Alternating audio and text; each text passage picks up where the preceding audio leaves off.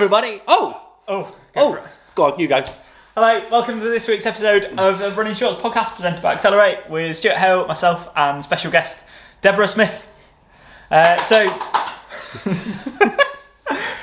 Stu, last week you said you were going to run 200 miles, I think, in the space of 48 hours to test some shoes. How's that going? It didn't do that, you daft thing. 300? Wow. No, I went for the full 5 Oh, nice. miles. In 24 hours, did that. Yeah, nice. Yeah, over a double or? Nah, yeah, I had a little sleep in between. Nice. So, how are you getting on there? I started with the Scott, haven't got one here. Haven't got one, have no shoes. Scott RC3, which is the bright yellow one, hybrid, for want of a better description, designed for man-made trails, 4mm drop. 3mm. 3mm. Feels like 4, I can tell. Anyway, I really like those. Firm, responsive. You see, my idea of responsive is still different to today's modern shoes. That doesn't feel like a modern shoe. You put your foot down, you go. And running uphill actually was really quite easy in it. On the flat, it just feels like you want to run quick, pingy. Yeah. And downhill, obviously you know around here at the moment, the trails are really dry and, well, sandy, gritty, sometimes quite sketchy. It really, really holds your foot and works. Yeah. You move quick in it. It's definitely not a shoe for the day where you want to recover or you just want to go out and do something nice and easy. It's there to be played when you want to run a bit quicker. Yes, there to be played in. And from that point of view, the other thing I quite like about it, actually feels quite nimble if you're going through technical terrain, rocks, over roots, and the midsole's firm enough that it retains its stability when you actually, if you're on a pointy thing. Have you got quite a lot of feel? Yeah, what's going on? Definitely. I like all of that, and didn't actually feel fatigued after. I think I did 12k in them. Didn't actually feel too fatigued either afterwards. Oh, great. And ran for me quite well. As an older bloke. And tried any other shoes yet, or is that still TBC? Yeah, that's definitely. I'm going to give the Sinister a go this week. Bro. And I'm actually going to go and do a little bit of fast on the roads, and we'll see how we get on with that one. That's had a lot of interest from race team members who said, "Can we have a quick look?" And the few taking it round the block and come back with nodding heads. So it's always a sign of approval. We'll see if I agree. Oh. But yeah, the RC3, that gets a good tick. Will it be the best of the bunch? Don't know. When you ran in those, were you running with anyone? Does that take us I did actually. It does. I was running with my wife, Debbie. So, Debbie, if you want to introduce yourself, kind of, what would you say you do with running now? How did you get into it? A little bit of your backstory, because it's quite impressive for people who don't know. You've done one or two things, haven't you? I have, yeah. So I got into running, I used to do a lot of mountain biking and started competing in mountain biking, and that led me into Trail Quest, which was sort of orienteering with on the bike with maps, and somehow from that I got into adventure racing, which is very similar, that you're sort of navigating with the bikes, but then you introduce running, kayaking and lots of other sort of different sports, climbing and things. And jumping off rocks into plunge pools, you like that, don't you? Yeah, no, not, but had to do it. And ended up doing a hell of a lot of adventure racing, and for some reason sort of came out of it doing more and more running than any other sport, and ended up sort of running long distances. Nice. Was adventure racing all over the world, just in the UK at the time? You did that for quite a long time? Yeah, just in the UK. I raced in Ireland, but I never went abroad more than that with it. But there was an amazing scene in the UK with quite a lot of 24-hour racing and things that was just phenomenal. So. Yeah, it was a time where it seems to peak, wasn't there? Was 20 years ago?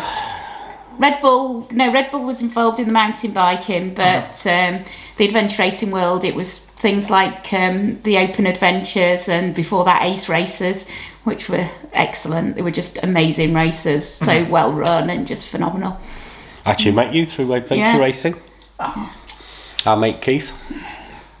Which you mentioned that you got into, or kind of came out the other side running a lot more. Yes. And longer running.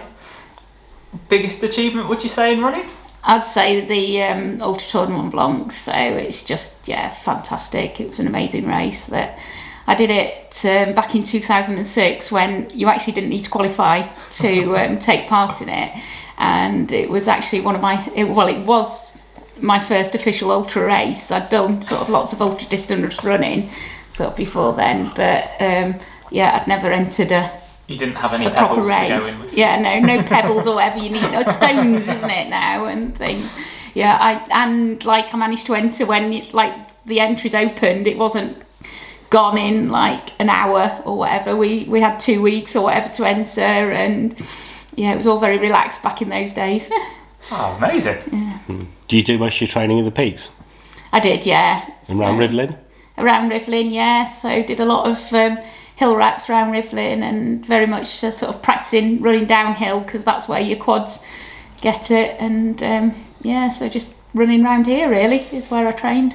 Did you follow a plan in the build up to it, or did you just No. ad hoc go out and run as much as you can? Completely and utterly ad hoc. Like I say, Still does. at the time I was doing lots of Uncoachable. I was doing adventure racing, so it was I was used to doing longer stuff, but not necessarily long stuff, just purely running. Mm-hmm. I was used to sort of having a break on the bike and then in a kayak and things. Yeah, you So- say that, but it was still all, Yeah. I know. mean, I met you on that Lots of people go for a scene. bike ride just for a break. Yeah. It's easier, isn't it? I met you on that scene, and you were still doing 24-hour stuff. Yes. And in 24 hours, you never really had a sleep, did you? No. You Oh, just God, kept no. going. So yeah. So she won quite a lot of adventure racing as well. She won't tell anybody. Very, very quiet about that side. Yeah, she is. Where did you place at UTMB? I was 10th in my age group, but I think I was something like 30 something, weren't you? No, I was top 20, I think, woman. I was in the top 20. Yeah. So which is I can't pretty remember. amazing for UTMB. Yeah. Yeah. Yeah, she Yeah. did good.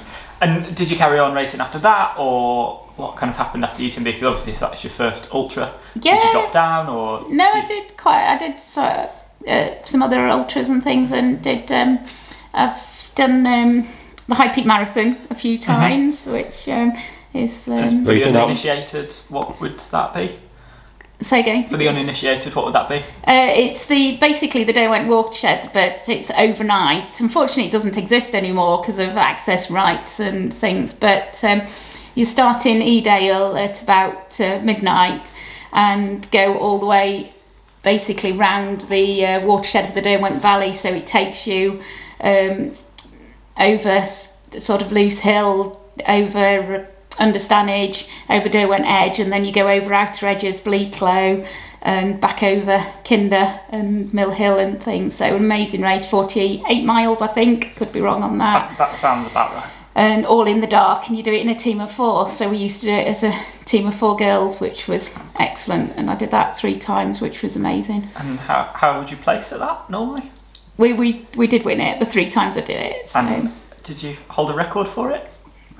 For a while, yes. For a while, yeah. You've got a great story that you've told of you dot watching when you weren't racing, making sure they didn't take your record. Yeah, so we'd got the record one year, and then the next year there was an incredibly good girls team doing it, and I didn't do it that year. So I spent the whole time very nervous watching, sort of. Well, it wasn't dot watching in those days because we didn't really have GPS, but sort of wondering how they'd done till the results came out and things.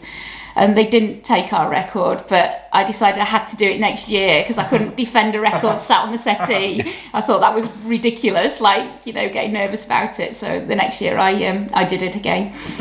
So. And won, obviously, which is pretty amazing. Got the record again, didn't you? No, not Was it the year no, after? No, we didn't get the record again. I thought you got it again. And then, no. I think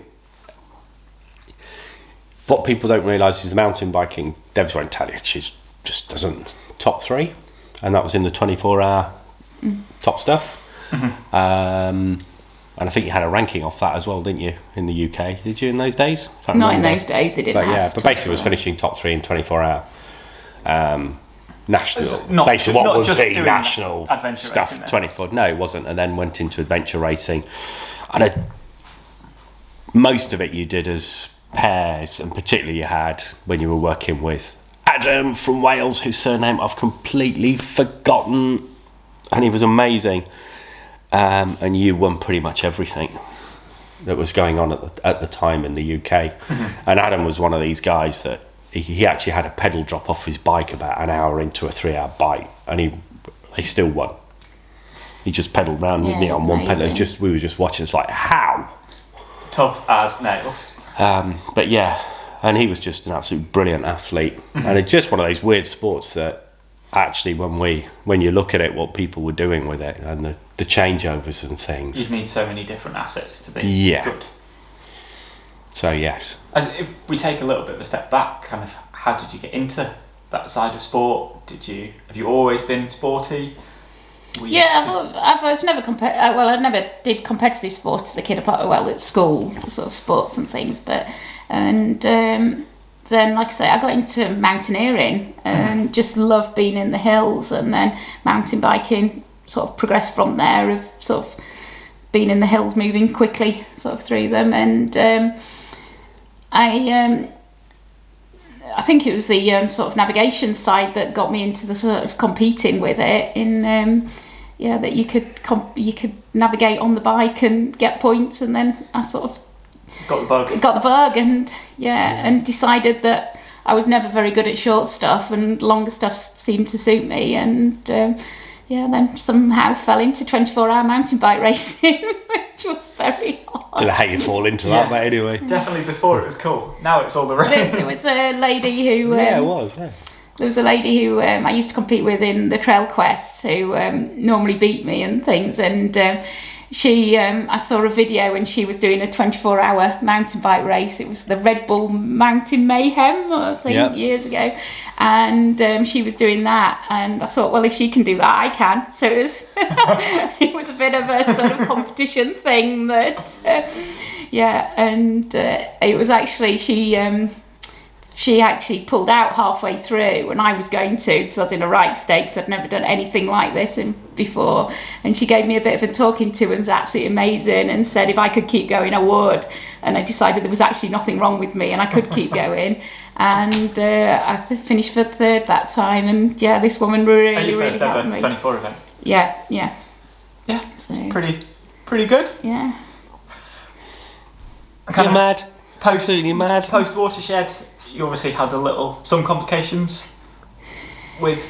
Yeah, I did get an irregular heartbeat. My heart went out of beat sort of constantly, almost, which, whether it was to do with pushing myself too far, or whether it was hereditary, whether it was different factors, I don't know. But I had a couple of years where I didn't really do much, because I still ran, but very, very gently, and I ended up having an ablation operation, which was actually a miracle operation. It sort of worked, and since then my heart's been absolutely fine, touch wood, and really good. Well, there's a big case of this in the news actually at the moment. That's what happened to the Wrexham player in the playoff final. Not the Wrexham.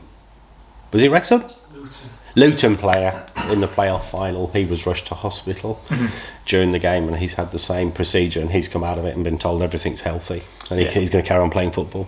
Which is a little bit different to you, because you don't really race as much anymore, or you didn't since. It made me sort of readdress sort of what I was doing, and I am incredibly competitive. So if I some people describe it as Debbie has a black mist. So I've tried doing races sort of since, and doing them for fun, and I put a number on, and I can't do it. I have to sort of beat the person in front of me, and it's I think Stu's got quite a good story from a trip you did with a race. Oh yeah, that was meant to be Zermatt. Yeah, we said, let's go round. We'll take the camera. We'll do the short one. We'll go run through the mountains, have a nice time. Let's put it this way, about a third of a kilometre up the first hill, I realised this was not going to happen. And we did very well. We did do, we did. We were quite surprised. You did have to wait for me though, didn't you? You just said, I will stick with you. And I go, why? Just go. We also did a staff social where we entered an ultra called the the Herculean challenge or something, and was it on the four ends? No, it was the Herculean challenge. and, Yes. it was relays. meant to be a staff social with Chris, who worked here at the time, and Colin Patworth, our podiatrist. And man. the four of us doing it. And I got the maps and plotted the route and told everyone what they were doing the day before, and we ended up winning it. Nice, relaxing we social. did an we've She's not, literally. It was. we've not done a staff social It was. since. It was 2 lots. It was 24 hours. So Debs had actually worked it out that Debs and I had to go to work on the Saturday. I think the race started at something like midday. So Chris and Colin did the first half of the legs that had to be done. So when we got there, they were just finishing that. So actually, Debs had got the timing on what to be done perfect. And then she and I basically took over. After working all day. And it was just Debs Stew, after working all day, all the way through to whatever time it was at night. I was going over Rush Up Edge at 1 a.m, and the mist was just coming down. They were thinking, where is he? And I'm thinking, yeah, I'm having to walk, because all I was getting off the head torch was just bounce back. Yeah, but we won. But we still won. Oh, man. And I tell you, I've never felt the need to run so fast in case of a whipping or something. So I tied to the post and flogged. So I don't actually race anymore. So I just run socially and actually really, really enjoy it. That's quite a nice point. Do you find that quite hard to switch from? Because obviously you are uber competitive and have to race people. Was it hard initially to have that taken away, or to decide to stop? I didn't actually. I think I've relaxed into it quite well, and Debs has a nice time when she runs with people. Yeah, so I think I'm far more relaxed with my running. I go out and enjoy it, and I enjoy running with. I've always enjoyed running with people, and still a metronome going uphill. Well, I don't think that'll ever disappear. Still moans when we hit tarmac. And I'm sitting there going, great, free speed, let's get on with it. But no, you're still. You love it, don't you? Yeah. And if we don't go out running, you do look at me and start throwing things. Yeah. If we haven't got out the door. Got the Accelerate trail running groups that I do with Graham twice a week, and actually just thoroughly enjoy that. Where are they? We do what time, when, where? Bradfield on a Tuesday at 7 o'clock, and we meet at Low Sands car park, and we do sort of 10k hilly route, and then Rivlin on a Thursday at 6:30 at the cafe, and we do 5 to 7k, quite a good steady pace, very chatty and social with lots of stops. So they're both amazing groups. And if people wanted to come along, best things to do? They're both in the evening as well. 6:30 is not in the morning. Just either give Facebook page is probably the best page. So Accelerate Trail Runners on Facebook. Give it a like, and then if you want more details, just ring the shop and I'll give you more details. I tell you something we should talk about that we do quite a lot when we're planning again. We do actually do things like run out to a bread and breakfast from home and then run back the next day on a different route and do things like that, which you really, really enjoy, that little sort of kind of almost a mini adventure. And we haven't done it for a while, but I'd like to do it again. It's on our honeymoon. We actually chose a long distance footpath, which was the Dales Highway. Yep. And we started up on Ilkley Moor, and we ran north, didn't we? And we were sort of covering 20 miles a day. And we were pretty fit then, weren't we, as well, which helped. And we were moving pretty good, and we did that, and we went, because it was honeymoon, we decided not to camp. Which actually, as a storm blew in, it was a good idea, actually. We made the right call, because there was one day, and we were running down into Dent, and it was horrendous for about the last 6. There was a marathon that day, and it was horrendous. We were supposed to have gone over Whernside, and they said in bad weather, don't. So coming through the Yorkshire Dales, we actually made the decision to skirt round the side of it. But that was a really, really good trip. And we are planning a lot more of that. Yeah, we want to do some more. And you took me out to Chamonix, and sort of like going out. I said, you were telling me all about it, and I thought, thinking, I've only been a couple of times. So I turned to her, I said, how many times have you been to Chamonix? She said, I think it was 8 or 10 or something. Well, how many times is it now you've been out? Is it 9 or 10? It's 9 or 10. Yeah, it's just like nice place to go. But we actually got out there, and you always said, I'll take you and I'll organise it, and you did, and that was really, really cool. But the other thing that we did when we got out there, all we did was just got a train timetable, and we used public transport to actually get round the valley. So we deposit ourselves at one station, get up into the hills, wherever it was, run back along, and then come down. Quite often at a completely different station, sometimes further away or closer to base, and then just jump on the train back. And they were just so much fun. And I don't know why we don't seem to hear of people doing that very often, but just really, really good times. I think the other thing is you can take your time with it. And I can remember the one day when we came down, we actually ran back into Chamonix. We come down some of the Tour De Mont Blanc trails that you'd come down on, and you just disappeared at the bottom of it, straight into basically a sandwich shop, and bought the longest baguette you could get. I was so hungry, but we just had an absolutely fab time. And I just think, I don't know, I think we should talk about some of your running travels like that another time, because there's some things you've done, I think, well, you've to just me, got out running and is, had fun. it's a journey. It's moving through the hills. It's being in the environment. Let's talk about that. As much as being competitive, it's, that's why, the UTMB, as well as being a phenomenal race itself because of the atmosphere and everything, you're doing a journey around Mont Blanc. It's like you're going through 3 countries. It's just brilliant. Yeah, and it is, isn't it? We still do cafe. That We call them journey. cafe runs. I haven't done them again for a while, but that's mainly me sorting my hip from a knee thing out, which another story altogether. And that's getting there again, that's what which is running good. is for me, I love it. So that's something Debs has introduced me to. Tried to introduce her to road running, and that failed. You do it once a week. Well, you go along the canal and the River Don. So I do the sort of most off-road route you can do around here, which actually you can do Quite nice, a isn't lot, it? Yeah, you can. So it's amazing how even in very urban areas you can find Not in urban areas. fascinating urban trails. So And if anyone can dig them out, you're pretty good at finding them. yeah, I love that. I love sort of if you go to a new place, you get the map and you discover where you can go. So and find. Well, even trails. if whether it's away for work, business, pleasure, whatever it is, even if we're in a city, you've always sort of found somewhere. And quite often, even if it's right, we're going along the river and looping that way round. So as close as we can away from concrete in some way, you're always up for that. And again, I'm always up for that. Can't beat a good road run. What's wrong with a good road run?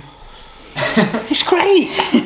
Which I think probably brings us quite nicely to Harry's got some quick fire questions. There's one thing we haven't mentioned. You've forgotten all about him. Who's that? Hugh! Oh, Hugh we're gonna wrap that up Buddy at the end. McGrew. We're still on Debs at the minute. Oh, quick fire questions for Deb. Yeah, not just in general. Oh. Right, are we all ready, people? I'll shut go up. for it. Can't forget Hugh. It's all of you, all 3 of you. All of us. All of us what? Quick Fire fire questions. So, from Debbie to Harvey, quick fire. All right. Go on then. Road or trail? Trail. It's quick fire. It's quick. Stu. Oh. Pink Floyd or AC/DC? No, you answer the question. I don't think you've got the gist of it. No, God, start again. Road or trail? Road. Trail. Favourite food? Pizza. Jacket potatoes. Pizza. Favourite movie? Oh, I don't have one. Go on. Probably recently. Is it Once Upon a Time in Hollywood? A Quentin Tarantino one. It was really good. Almost Famous. Favourite song? Oh, that's unfair. Again. I've got hundreds. Yeah, that's not good. Shine On You Crazy Diamond, Pink Floyd. Can I have running Maybe. questions? Quite enjoying Loyal Corner at the minute. But Okay. Summer running, winter running? Winter. Summer. Cold. Snow. Warm. Hot. Favourite place to run? The Peak District. Yeah, I'm going to go with that too, despite the fact I said road earlier. You can go up mountains, but they're all runnable, Yeah. so it's not too extreme and it's just beautiful. Yeah, it is God's earth. Anywhere I can go for a run, really. Just like Dream holiday destination? anywhere I can go for a run, really. The mountains. Yeah, mountains and lakes. Favourite member of staff? You. Everyone. Yeah. Myself. Well, that's the end of slow fire questions.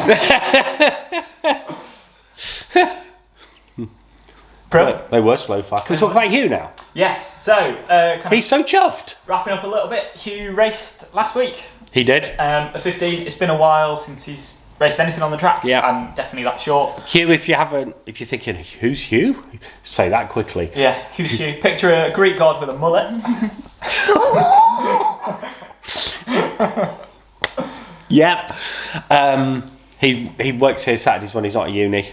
And occasionally, well, he's coming back to cover your holiday. Bless him. A member of the race team. And he's a member of the race team and has been since about 3 or 4 years now. I don't know how long it is, but it seems. It's at least a couple. Yeah, it's been it is. around a while. But yeah, he's had a torrid time with what we thought was a back problem, which we identified actually in training. And no one could seem to get to the bottom of it. And then somebody worked out, I think it was Alex, combined with Ollie. with our Oliver, they worked out that his hip was lacking mobility. So he had to go through a whole program of mobilizing his hip. Fortunately, he could keep running gently. And then we did a load of rehab running with him as well and gradually got him back. And this has been going on for about 6 months. So he's had about 12 weeks consistent training, I think. And he's a 3K runner. He's running 8:30ish. Can't remember his exact times, mere numbers, but around that. Yeah, something like that. So he was looking to make sure he was back on form, and he raced his first 1500 track race a week ago.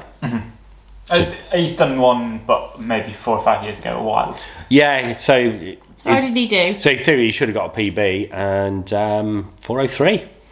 Yeah, pretty speedy. Yeah, and Closed in 59. So he's Good work. really pleased. So yeah, nice steady start. And for those that are interested, his training is all based, and his interval work has all been based around high volume heart rate, sub-maximal. Something's working. Yeah. So yeah, he's a very happy man, and so he should be. Yes, absolutely. Anything coming up for other people, or is it kind of... No, we're just reassessing, because obviously we've had Manchester, we've had you with your funny hamstring into your back, which has curtailed your training a little bit. So at least we know what that is now, and that's obviously the second time that's occurred. But we've worked that one out, which is great. So yeah, so we're just reassessing everything, and then Everyone's building back up. everybody's building back up. And then we've had a new youngster join the team as well. So he's just discovering that we don't just do any old race, that actually we train to be fit. And he's already quick, which is a worry. Yes, definitely. You'll all be looking over your shoulders. I'm looking in front for a minute, don't we? Yeah. And then I think we've got one last question from Harry before we wrap up. Ask the expert. I only run about 5 to 10k max a week and run 2 times a week and find my shins hurt. Any advice? It's got to be. Well, I know we're passing this also over to the medical team, so either Abby or Colin will be answering this one, I guess. I think the key here is just make sure you're not overtraining. So, and that recovery days are being taken. Quite often it's stress related, this type of injury. Not always, it can be medical. So if somebody, for example, every day is trying to go out and just run hard. Well, they're running twice a week, so it's not. So it's not, is it? But in other situations, if they're running hard, it could be down to the fact that the stresses are too high. It could be technique related, so a little bit of an overstride, and it's just putting too much strain through the lower leg. Or it could be something more medical related, so I guess the podiatrist will be looking at, have we got tight muscles, fascia, is ankle blocked and moving properly, that type of thing. And also core strength can also be a contributor. So there's a number of things. Best advice, I would say, start medically. So be interesting to hear what Abby, Colin say. Yeah, I'd probably say if you get that all checked out, a massage could really help. Yeah, that would certainly help you keep on top of it, and as part of the rehab. So yeah, can't argue with that whatsoever. Yeah. Brilliant. And we'll pass this over to Colin or Abby. So here's their tips. Hi, I'm Colin from Accelerate, and I've been asked a question on the Ask the Expert slot. So the question or the inquiry was about why you might be getting shin pain after running 5 to 10 kilometres a couple of times a week. And shin pain, generally the most common area where we get the issue is on the inside of the tibia, which is the main bone down the front of the shin, and the pain occurs on the lower third of this. And these are classic repetitive strain injuries. So when we hit the floor, there's a big shock that goes through the body, and the bone needs to adapt and absorb that impact. And the foot position helps with this, and also the muscles in the leg. So if the foot is rolling in a little bit too far, so if shoes are a little bit worn or the foot's just moving for some other reason, then this can lead to that. If the shoes are worn, that can be an issue. If you have increased your mileage or doing a little bit more than usual, or running on a different terrain, so if you're used to running on road and you go onto the trail, or even the other way around, go onto the trail and usually on the trail and then start running on the road, then just putting a different load, a different stress onto the body will often lead to this little flare up of the shins. So resting this can often just settle down, so not stopping totally, but just reducing what you're doing, just to allow the body to still keep taking the load, so it keeps used to having that pressure on it, but just reduce that load a little bit to allow some healing to occur. Would be the first thing to start. And if things don't settle down, then it's worth having a look and getting some advice on that. So there's various things that we can do. We can look at the actual cause of why this is happening. So look at how the foot's functioning, look at muscle tension, muscle tightness through the foot, through the ankle, into the calf muscle, up to the knee, all the way up into the back. And we can do a more thorough examination as well to look at how you're running and see why this might be affected. Day-to-day factors also need to be considered as well. So if you've changed jobs or on your feet more, or sometimes even a little bit less, and so if you're sitting for longer periods of time but then going out and running just as much. So really you need to look at all the factors that may be contributing to it. It might not just be the running that's the issue. So it could be down to any one or a number of factors all coming together at the right time that's going to lead to this problem. So to start with, to reduce your running time, maybe by 50% start with, do some flexibility work, some mobility, so get back into the stretching, check your footwear, or come into Accelerate, let the staff check out your shoes, see if they work, if they're still suitable for what you're using them for. And if not, come and see one of the team at Accelerate. I'm sure we can help. Okay. Interesting from Colin or Abby. As always. Yes, very. As always. So might be worth coming to see them if you keep getting this problem. Yeah, and I would say that to anybody, and if you're not sure, start medical. But I also agree with the comment you made that massage can be a good thing to do just to stay on top of things. Yeah. And people seem to have this day and age, they always want a diagnosis, but sometimes with the body, there is no such thing as a diagnosis, it's just a thing. Yeah. And a lot of stuff can be prevented by actually getting legs ironed out on a regular basis. Mm-hmm. Or do you just get a little bit tight and niggly? Just see someone for a massage. So our Oliver's amazing because obviously he'll look at movement patterns as well and what's tight elsewhere. Mm-hmm. So he will be a very, very good place to start. Brilliant. So yeah, staying on top of things like that would be good. Perfect. And then I think that wraps us up for this week. So if you've got any questions or comments, pop them down below.